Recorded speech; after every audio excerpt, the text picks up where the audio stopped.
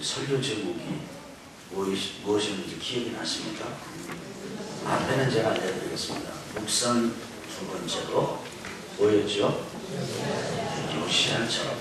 한번 따라합시다. 요시야처럼. 요시야의 신분이 뭐였습니까? 왕이었습니다. 그러면 그 요시야 왕이었는데, 요시야 왕은 북쪽 이스라엘의 왕이었습니까? 남쪽 유다의 왕이었습니까? 점점 확신이 좀 줄어드는 것 같아요. 남쪽 유다의 왕이었습니다. 남쪽 유다가 345년 동안 존재했다고 그랬는데, 그 왕국이 조선은 500년이고 비교해 보면서, 그런데 그 345년 동안 남유다를 다스렸던 왕들이 몇 명이었다는 거예요? 20명이면 20명. 그런데 요시야 왕은 몇 번째 왕이었대요? 16번째 왕이에요.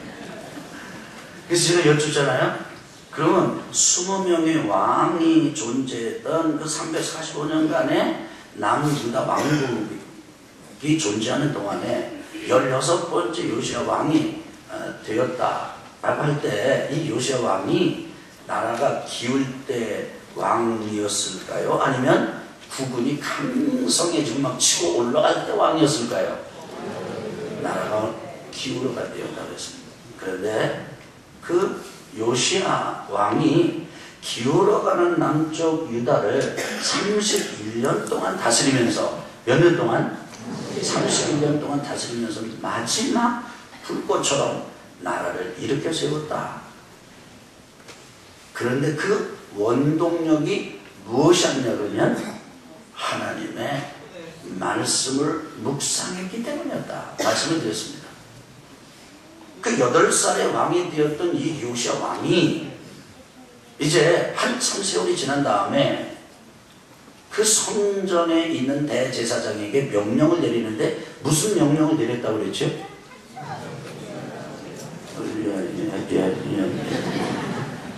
한번 따라합시다. 성전을 수리하라. 성전을 수리하라는 명령을 내렸습니다. 그 명령을 받았던 성전의 대제사장의 이름이 무엇입니까? 한번 따라합시다. hil기야. 이게 대제사장의 이름이 hil기야예요. 근데 그 대제사장 hil기야가 성전을 수리하다가 뭐를 찾았다고요? 여호와의 율법을 찾았다고요.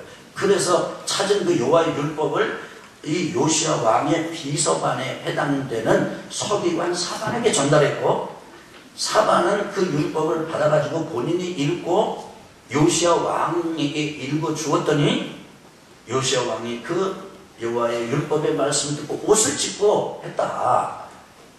그래서 하나님을 찾고 하나님의 말씀을 듣고 하나님의 말씀에 반응하고 하나님의 마음을 받아서 따랐던 요시야 왕은 8살에 세상 물정 모르고 철 모르는 왕의 자리에 올랐지만 31년 동안 그 온 백성들에게 강화력과 영향력을 끼쳐서 다시 남유다 왕국을 일으키는 사명을 감당했다. 그래서 지도력이란, 그 멋진 지도력이란 이렇게 한 사람임에도 불구하고 많은 백성에게 영향을 미쳐서 나라를 일으키는 힘이 있다. 이게 진정한 하나님 백성들의 지도력이다 라는 말씀을 제가 드렸습니다. 근데 제가 오늘은 그 대제사장 hil기야의 가문에 속한 한 사람 얘기를 하려고 합니다. 그 대제사장의 이름이 뭐였다고요? hil기야. 그 hil기야의 아들, 그 다음에 손자, 그 손자 다음에를 뭐라고 부르죠? 증손이라고 부릅니다.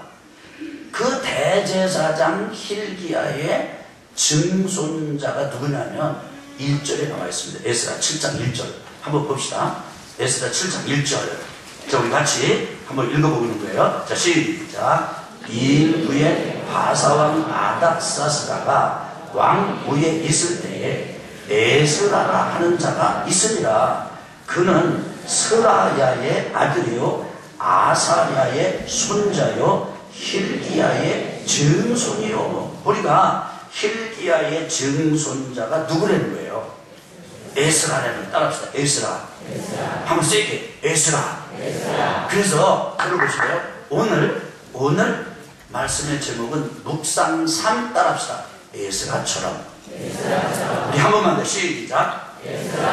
한 번만 더 시작. 자, 한 번만 더 시작. 자, 지난주에는 뭐처럼?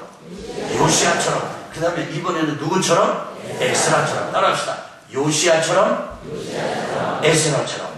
자, 제가 이제 요시야처럼으로 여러분 에스라처럼 합니다. 요시야처럼. 제가 에스라처럼 하면 거꾸로 여러분 합니다. 에스라처럼. 아멘. 자, 그러면 이 대제사장 hil기야의 아들, hil기야의 증손자 에스라가 어떤 사람인데, 뭘 했던 사람인데, 그걸 이제 추적해 보겠습니다. 우선 2절부터 5절까지를 같이 한번 읽어보겠습니다. 뭐가 나오나? 시작. 살룸의 현손이요 사독의 5대손이요 아이급의 6대손이요 아마랴의 7대손이요 아사랴의 8대손이요 무라요스의 9대손이요 스라히야의 10대손이요 무시엘의 11대손이요 북기의 12대손이요 아비수아의 13대손이요 비느하스의 14대손이요 엘르아살의 15대손이요 대제사장 아론의 16대손이라. 보니까 2절부터 5절까지 이 에스라의 뭐가 나오는 것 같아요? 지금 족보가 나오는 거예요. 한번 따라합시다. 에스라의 족보. 우리는 복잡하고 우리는 뭐 이게 에스라의 지금 증조 할아버지 hil기야 이것도 우리가 이게 추적을 해보고 이렇게 의미를 연결시키는 게 지난주 말씀을 나누면서 하니까 어느 정도 이게 연결이 되지. 근데 증조 할아버지의 또 그 할아버지 그 할아버지 그 할아버지 이게 우리한테는 의미가 없잖아요.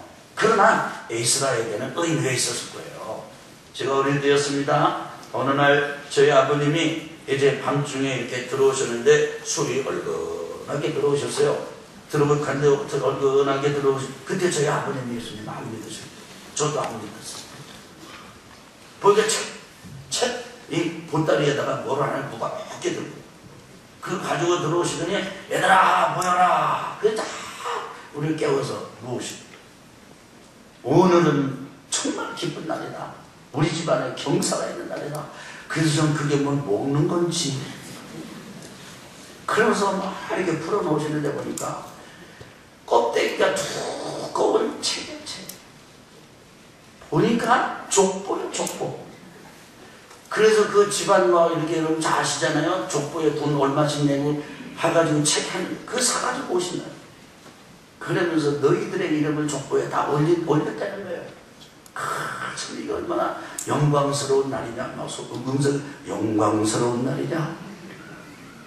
그래서 저는 그 족보에 우리 집안의 페이지가 막 몇 페이지가 되는 줄 알았어요. 그러면서 쫙 이렇게 보자고 책을 이렇게 피는데 한 6권 정도 되는 책인데 몇 번째 책인지 헷갈리시 아버지가. 그랬더니 저 위에 형님께서 그걸 보시더니 아버지 제가 한번 찾아볼게요. 술이 얼큰하신 아버지는 못 찾으셔. 근데 저희 위에 형님께서 이게 찾습니다. 그 족보 찾아가지고 우리 이름 올라간 거 보니까 이름 보니까 병한 요만하게 이름 들었어요. 찾지도 못해. 그러다 보니까 몇 권의 몇 번째 책을 찾아가지고 우리 이름 올렸다고 그렇게 즐거워하신 거야. 저는 뭣도 모르고 같이 즐거운 거라니까 같이 좋아했습니다. 여러분 이 족보는요 당사자에게는 의미가 있어도 다른 사람에게는 골치 아픈 거예요. 여러분 이해가 되시죠? 에스라도 그래. 에스라. 근데 여기 그래서 2절부터 여기 5절까지는 족보 건너뛰자고요. 근데 중요한 건 뭐냐면 그 대제사장 성전을 수리하다가 그 책을 찾아서 그 요시야 왕을 깨웠던 대제사장 hil기야의 증손자. 누가? 누가요? 에스라가 있었다. 이게 에스라가.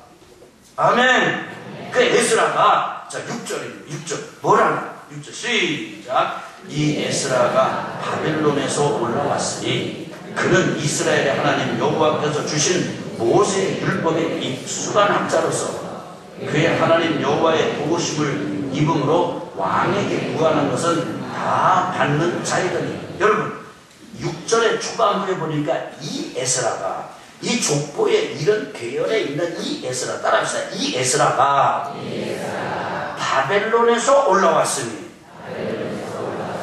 지금 어느 나라에서 올라왔어요?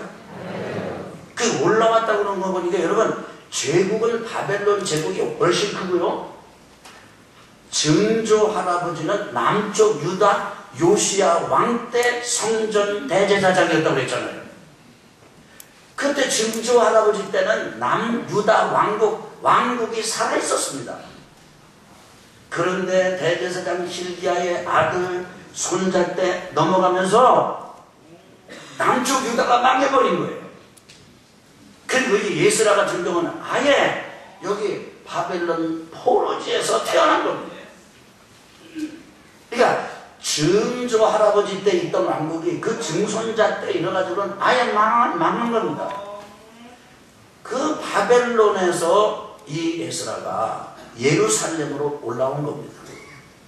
바벨론이 그 모든 판도를 쥐락펴락하는 대제국인데도 이 이스라엘 유대인들의 마음속에는, 여러분 우리가 서울 가면은 우리가 서울 내려간다고 그래요? 올라간다고 그래요?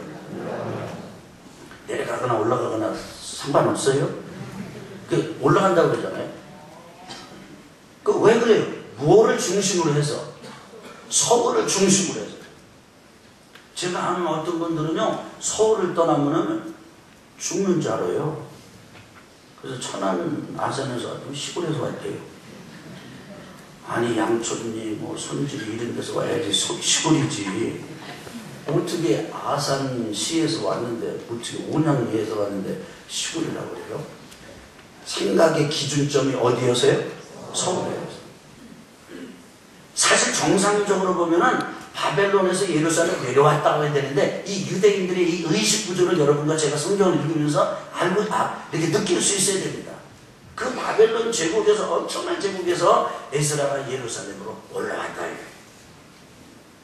그 올라와가지고 이 에스라가 하는 이름은, 이게 에스라가 어떤 사람이냐 그러면서 이제 7절부터 우리 9절까지 한번 보겠습니다. 자, 시작. 아닥사스다 왕 제7년에 이스라엘 자손과 제사장들과 레위 사람들과 노래하는 자들과 문지기들과 느드림 사람들 중에 몇 사람이 예루살렘으로 올라올 때에 이 에스라가 올라왔으니 왕의 제7년 5째 달이라. 첫째 달 초하루에 바벨론에서 길을 떠났고 하나님의 선한 손에 누우심을 입어 5째 달 초하루에 예루살렘에 이르니라. 그러니까 바벨론에서 올라왔다 그러는 그 곳이 예루살렘이라는 것을 명확하게 알 수 있죠. 이 에스라가 포로 제국 이스라엘을, 남쪽 유다를 완전히 멸망시키고 포로 삼은 바벨론 제국에서 예루살렘으로 올라올 때 목적이 가져가죠. 목적.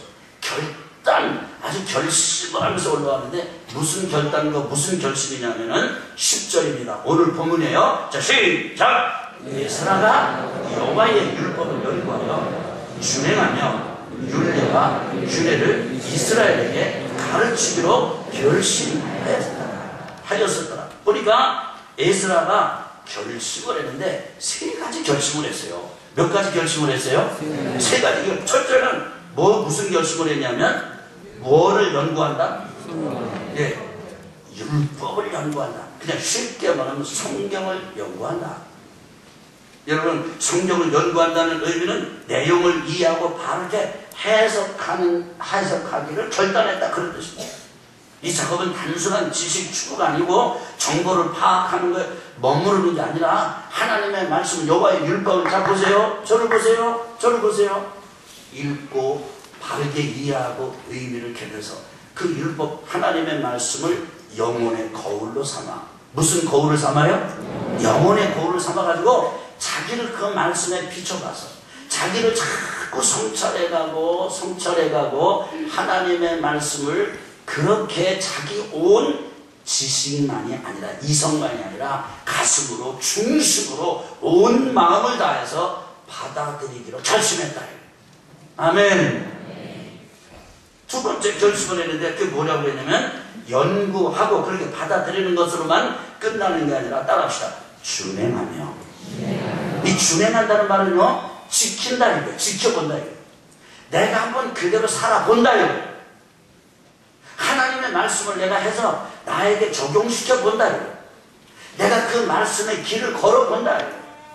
철로가 있으면 기차가 철로 위를 가듯이, 길이 있으면 길을 따라 자전거가 가듯이, 길이 있으면 버스가 그 길을 따라 가듯이 가본다 이거예요.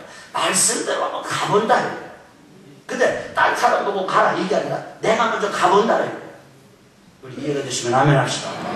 그 다음에 세 번째 결심을 했는데 그 뭐냐면 한번 따라 합시다. 율례와 규례를 이스라엘에게 가르치기로 결심하였었더라. 이게 에스라가 보니까 율법 학자예요. 율법의 전문가예요.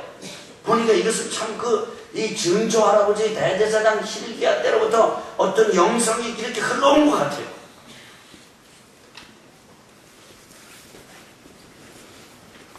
그래서 자기가 그렇게 온몸을 연구를 해가지고 마음으로 받고 지켜본 그 말씀을 자기의 삶을 나누고 이 이스라엘 백성들의 역사를 나누고 그러면서 이스라엘 백성들에게 이렇게 가르치기로 결심하고 올라갔다. 여러분 이거는요 의미가 있는 일이에요. 생각해 보세요. 이거 좀 역사적인 배경을 조금만 제가 더 설명을 할 텐데요. 여러분 한번 저를 따라오시겠습니까? 네. 지금 여러분 생각을 제가 드리는 말씀을 좀 따라오셔야 돼요. 네. 그래, 이러면요 못 따라와요. 하다 헷갈려. 그래서 이왕 저왕 뭐 이 사람 저 사람마다 아이 도대체 무엇이 하냐. 우리가 헷갈려서 안 돼요. 잘 들어보세요. 여러분 남쪽 유다가 이제 그 시드기야 왕 때 망했는데 그때 그 이 연도가 뭐냐면 예수님 오시기 전에 586년이에요. 예수님 오시기 전 몇 년도라고요? 586년. 그런데 망하고 난 다음에 예레미야 25장 11절에 보면은 예레미야가 예언을 해요. 너희들 이렇게 살면은 바벨론에 의해서 이 나라가 망하게 될 것인데 70년 만에 너희들이 회복이 될 것이다. 이렇게 얘기를 합니다. 근데 그 예언의 70년 세월이 진짜 탁 지나서 어떤 일이 벌어졌냐면요. 바벨론 제국이 무너지고 바벨론은 이라크를 중심으로 해서 세워졌던 옛날의 왕국이에요. 바벨론의 중심이 오늘날로 보면 어느 나라 중심으로 세워졌던 왕국이라고요? 이라크. 그러니까 바벨론 그러면 여러분 이라크를 생각하시면 돼요. 이라크에 얼마 전에 죽은 독재자 있었잖아요. 그 사람이 꿈꿨던 게 뭐예요? 바벨론 제국의 재건이에요. 그렇게 했던 거예요. 그랬구나. 그래요. 근데 오늘날 이라크를 중심으로 세워졌던 바벨론 제국이 무너지고 그 다음에 일어난 왕국이 있는데 우리 성경에는 그걸 바사라고 해요. 뭐라고 해요? 근데 일반 역사에서는 그걸 무슨 제국이라고 부르냐면 따라합시다. 페르시아. 그런데 이 페르시아 왕국은 이라크를 중심으로 해서 일어난 왕국이 아니고 이란을 중심으로 해서 일어난 왕국이에요. 이란 달라요. 그래서 바벨론이 무너지고 70년이 지나면서 바벨론이 무너지고 남쪽 유다를 이렇게 점령하고 무너뜨렸던 바벨론 제국이 무너지고 그 바사 왕국이 이렇게 이제 제국을 그 지역을 다시 평정하면서 바벨론 제국 때는 허락하지 않았던 일들이 바사 제국 때 허락이 되는데 이스라엘 백성들이 예루살렘으로 돌아가도 좋다라는 그런 법이 생깁니다. 그러니까 그 열망을 가지고 그 기쁨에 제일 먼저 이 바벨론에서 이 바사에서 그냥 뛰어서 예루살렘으로 돌아온 그룹이 있었는데 그 그룹이 수룹바벨 그룹입니다. 무슨 그룹이라고요? 수룹바벨 그룹이에요. 그들이 돌아온 것을 우리 성경 역사에서는 제1차 포로 귀환 그렇게 부릅니다. 그들은 뭘 결심하고 올라왔냐면 성전을 재건하는 목적을 가지고 결심하고 올라온 거예요. 뭐를 재건한다? 그래서 와서 성전을 재건했습니다. 성전을 재건해놓고 이제 그들이 이제 성전을 마치고 보니까 포로가 된지 나라가 망한지 70년이 딱 찬 거예요. 기가 막힌 역사가 이제 일어났습니다. 그런데요, 이렇게 성전을 건축해 놓고 예루살렘으로 돌아온 그 수룹바벨의 그룹들, 그 다음에 남아있는 백성들이 성전을 중심으로 해서 아주 열심히 살았으면 좋았는데 성전만 지어놓고 영적으로 또다시 타락했습니다. 그래서 다시 약 60년이 지나고 났을 때 그 또 포로지에 있었던 에스라의 마음이 뜨겁게 불이 붙습니다. 우리나라, 우리 이 민족, 이 백성들이 아직 깨닫지를 못하고 있구나. 성전을 지어놓고 다 했다 그러면 안 되는데 우리 조상들이 벌써 몇십 년 전에 멀쩡하게 있던 성전도 바벨론에 의해서 침공을 당하고 무너져서 왕 잃어버리고 나라 잃어버리고 성전 잃어버리고 망한 민족인데 그 역사의 경험을 통해서 또다시 깨닫지 못하고 간신히 제국이 바뀌어서 돌아가도 좋다는 허락이 떨어지니까 돌아가가지고 일골신 성전을 지어놓고는 또 타락했구나. 에스라의 마음속에 깊은 자각이 일어나는데 한번 따라합시다. 성전 건축이 당신에게 해봐요. 한번 졸음을 쫓으면 성전 건축이 다가 아니구나. 더 쉽게 얘기하면요, 성전이 멀쩡하게 재건이 되고 다시 선다 하더라도 성전이 서는 것이, 성전을 건축하는 것이 신앙을 건축하고 신앙이 서는 건 아니로구나. 여러분 보세요. 우리 교회 예배당 이렇게 잘 지어놔도 지금 있습니다. 여러분 예배당이 괜찮은 겁니다. 이거 지금 보니까 조금 우리가 좀 불만도 있고 어쩌고 저쩌고 그렇죠. 이거 처음에 예배당 지었을 때 얼마나 이게 잘 지은 거예요. 제가 우리 교회 처음 올 때 7년 전에 처음 온 게 아니에요. 옛날에 여기서 결혼식 하는 분이 있어가지고 제가 여기 하객을 온 적이 있었다. 그때 보니까 그냥 예배당 얼마나 멋있는지 품위가 있고 동양적인 문화를 가지고 있고 지금하고도 그때 분위기 더 달랐잖아요. 그때 추억이 있으신지 모르겠네. 참 괜찮은 그런 예배당이었어요. 참 예배당 참 좋다. 저 그렇게 생각해요. 근데 지금 이제 이렇게 보니까 좀 넓었으면 아주 더 잘했으면 이제. 근데 분명한 건 뭐냐면 여러분 저는 우리 교회 진짜 열방 선교센터 예배당 허락해 주시라고 난 기도를 드리고 있습니다. 여러분도 좀 기도 좀 보태주시기 바랍니다. 근데 그런 마음을 가지면서 전 제 자신의 영혼 중심을 향해서 이런 다짐을 늘 제 스스로 경고처럼 합니다. 열방선교센터를 짓는 것이 신앙을 짓는 것 아니야. 병아나 착각하지 마라. 예배당 짓는 것이 성도들의 신앙을 짓는 건 아니다.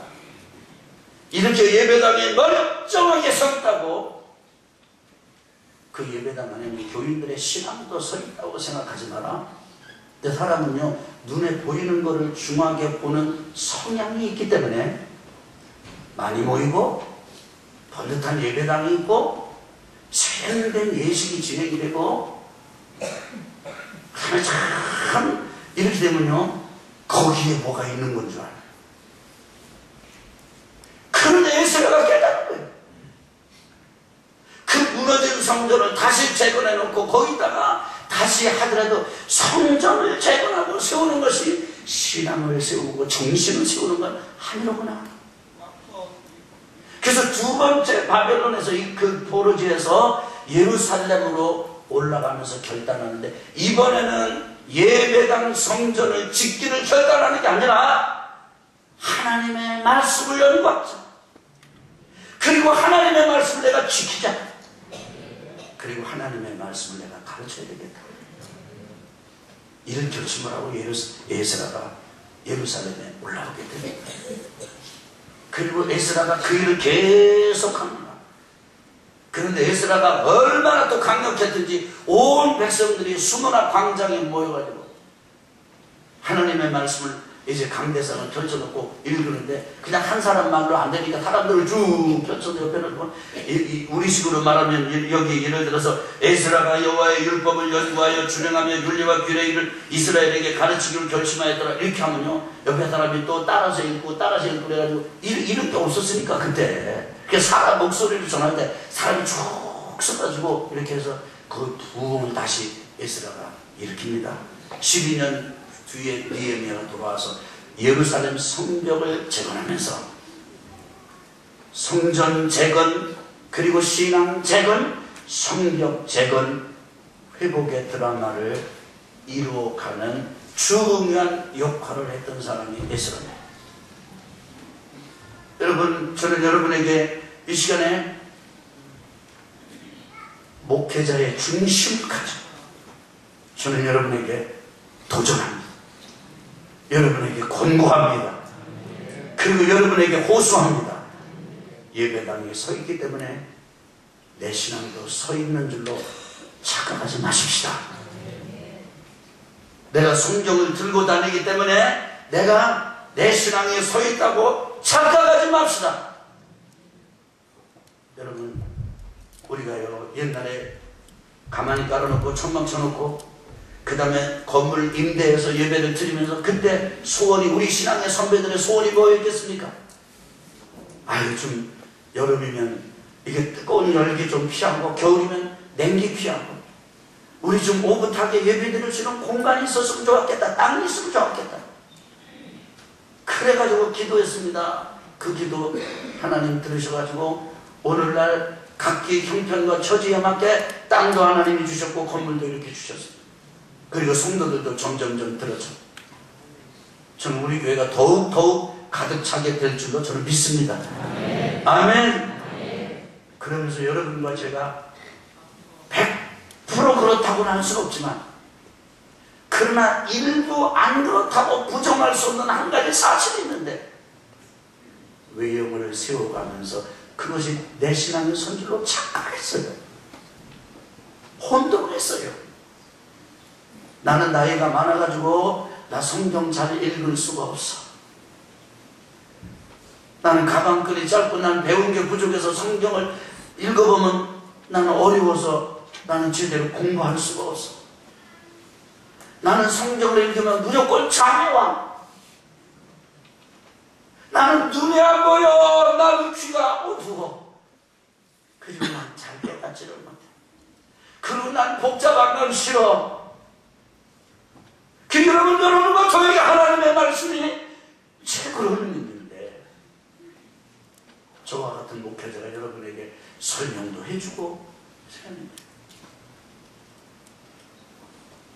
다 본듯한 예배당도 있고, 예식 예배도 있고, 성경도 있고, 말해주는 고도의 신학 훈련을 받은 그런 신학 훈련된 그런 사람들도 많고, TV를 켜서 돌리기만 하면 기라성 같은 훌륭한 설교자들이 나와서 하나님의 말씀을 전해주고 있지만, 이해할 수 없는 현실입니다. 정말 역설적인 현실이 있는데, 그것은 여러분과 제 속에 하나님의 말씀도 없는 거예요. 그래서 신앙도 내 마음대로 하면 내 마음대로. 여러분, 그래서 여러분과 제가 얼마나 많이 벗어났는지를 우리도 몰라요. 그래서 저는 그 사실이 너무 안타깝습니다. 저도 나이도 먹어가고 제 사역도 이제 종반전으로 돌아가고 있는데, 그래서 어느 달에 어느 시점이 오면 땡, 너도 끝났다, 내려가라. 그래서 강단에 서 있을 날이, 서게 될 날이 이렇게 끝이 날 때가 올 텐데, 우리 성도님들의 관심은 하나님의 말씀이 없어요. 그냥 무조건 어렵다고 그래요. 그리고 모른다고 그래요. 그리고 힘들다고 그래요. 눈 아프다고 그래요. 골치 아프다고 그래요. 여러분, 심지어 어떤 사람은 아주 이런 얘기를 그냥 천연덕스럽게 그냥 당연한 것처럼 해요. 오늘 교회가 말씀이 없다. 여러분, 교회가 말씀이 없는 것입니까? 여러분, 심령의 말씀이 없는 것입니까? 아니, 그렇게 신앙생활하면 말씀 없는 게 당연한 것이지. 어떻게 내가 공부를 하지도 않고 연구해보지도 않고 준행해보려고 고민하지도 않고, 아니, 많이 알고 적게 알고 바로 알고 이거는 둘째 문제고, 일단 해보기라도 해야 될 거 아니에요. 일단 내가 잘 지키고 못 지키고 지키다 보니까 뭐 이러고 저러고 그건 둘째 문제고, 지켜보려고는 해봐야 될 거 아니에요. 제가 첫 번째 목회할 때 성도님들은요 토박했습니다. 그리고 무시했습니다. 강시성을 가지신 조그만 여자 집사님이 계시는, 그분에게 남편을 위해서 좀 남편 예수님께 기도를 하세요. 그런데 제가 얘기를 해드렸어요. 어느 교회에서는 그 남편 전도하려고 신발장을 이렇게 가져와서 앞에 놓고 기도를 하고 그렇게 했답니다. 그러니까 이 강시성을 가진 자매님이 고있던 날부터 새벽에 올 때 그 신발장을 끌고 와서 기도를 하시대요. 투박했습니다. 결코 세련되지 않았습니다. 그분들은 뭔가 또 할 게 있어요. 여러분, 세련되십니다. 여러분, 모든 점에서 그때 그분들보다는 여러분의 모습이나 모든 모습이나 정말 그렇게 세련될 수가 없어요. 그런데 죄송하지만 순수한 사람, 저는 그것이 마음이 아픕니다. 그래서 우리 운양원천교회가 많이 모이든 적게 모이든 우리가 잘하든 못하든 잘 준행을 하든 못하든, 아니면 우리가 잘 나누든 못 나누든 나누다 보면 실수를 할 수도 있고 그렇게 돼요. 그렇지만 그럼에도 불구하고 우리 한번 헌신해보자는, 결단해보자는, 진짜 하나님의 말씀을 한번 연구해보자는 거예요. 아멘. 그리고 하나님의 말씀 안 하면 우리가 준행해보자는 거예요. 더 이상 손가락질하지 말고. 죄송하지만 목회자들을 향한 손가락질로 이제 그만 접으시고, 혹시 여러분 배우자를 향한 손가락질로 그만 접으시고, 형제, 주변 또 자녀들을 위한 손가락질로 그만 접고, 이제 여러분과 제가 우리의 알 속으로, 우리의 중심으로 하나님의 말씀 앞으로 한번 가봐야 되지 않겠습니까? 그리고 그 말씀 많이 깨달으면 많이 깨달은 대로, 덜 깨달으면 덜 깨달은 대로 한번 살아봐야 되지 않겠습니까? 언제까지 나는 이런 게 있고, 나는 우리 집에 부모가 있고, 나는 뭐 거리가 뭐 어쩌고, 나는 뭐가 형편이 어떻고. 여러분, 언제 우리가 신앙생활할 때 차량 운행되고 이런 거 이거 따졌습니까? 우리 그러지 않았습니다. 우리 한국 그리스도인들의 영성에는 야성이 있어요. 야성적인 영성이 있어요. 눈길을 산내기로 신발 부끄러 이게 메고, 그리고 눈길을 걸어오던 그런 야성적인 영성이 있었어요. 아주 투박하지만 순수한 영성이 있었어요. 그런 젊은이들이 교회 안에서 장로님들한테 칭찬받고 권사님들한테 칭찬받고 믿음이 그러면서 자라서, 그러면서 그 다음에 또 그 교회 장로가 됐어요. 죄송하지만 오늘날에 저나 여러분처럼 그렇게 야가 빠지지 않았습니다. 그렇게 계산적이지 않았습니다. 그래서 지금 여러분에게, 전 여러분의 얼굴을 보니까 제 얘기를 들으면서도 자존심도 안 상해. 지금 여러분, 다른 거 가지고 저는 여러분에게 하고 싶지 않아요. 그러나 예배드리고 기도하면서 이제 하나님의 말씀을 연구해보자.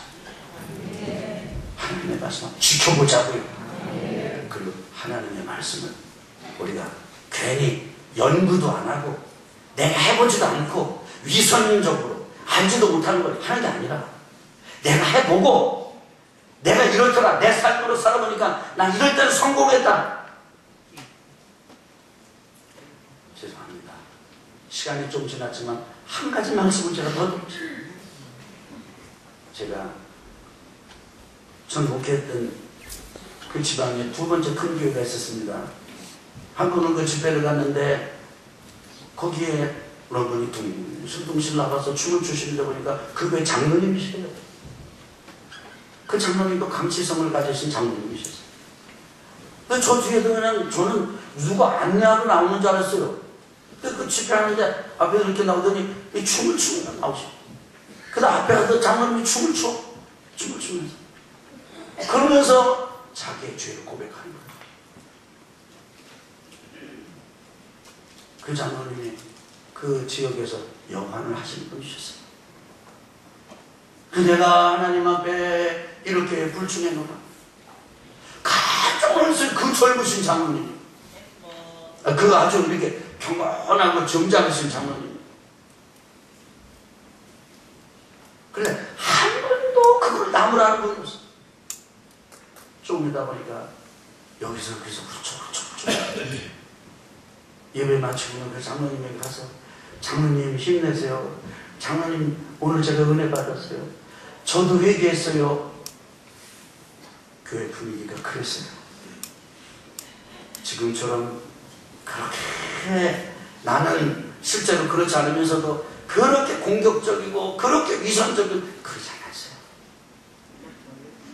그런 믿음의 선배들의 영성과 믿음 때문에 오늘날 교회가 이쯤 되고 여러분과 저의 그 열매로 맺혀진 존재들입니다. 이제 저는 여러분과 저에게 그런 야성적이고 순수하고 신실한 영성이 회복되기를 축복합니다. 저도 그리고 여러분도 우리 한번 다시 한번 에스라처럼 하나님의 말씀을 묵상하는 묵상의 사람이 되시기를 주의 이름으로 축원합니다. 아멘. 여러분이 사순절 묵상 노트 가져오신 분들 계시면 한번 이렇게 들어보세요. 여러분 이거 되든 안 되든 여러분이 영성일기라고 생각하고 써보시고 말씀 묵상 일기라고 생각하고 써보세요. 여러분 주보를 보세요. 주보 여기 금주일 강단 맨 뒤에 보니까 적용하는 나눔 있죠. 첫째, 오늘 말씀을 통하여 깨달음을 나누시기 바랍니다. 두 번째, 사순절 묵상을 하면서 그 말씀에 순종해 본 경험을 나누시기 바랍니다. 이 순종했다는 말이 준행해봤냐 이거잖아요. 그 밑에 있잖아요. 금주 매일 봉독과 묵상 일정 노트가 없으면은 여기 주마다 읽을 성경 그 다음에 묵상할 말씀 그거 다 기록되어 있어요. 여러분 잘하고 못하고는 두 번째고 우리 한번 해봅시다. 우리 한번 해봅시다. 나는 교회 나온 지 얼마 안 됐어요. 여러분 그렇게 말하는데 이제 닫아봅시다. 그리고 한번 해봅시다. 우리 하나님의 말씀을 연구하고 준행하고 나눔으로 가르치기를 결단해봅시다. 헌신해봅시다. 그래서 다른 곳은 다 이러다 저러다 할지라도 여러분과 저만큼은 우리 두 눈에 흙이 들어가기까지는 주님 따라 가봅시다. 승리하시길 주 이름으로 축원합니다. 축원합니다. 아멘.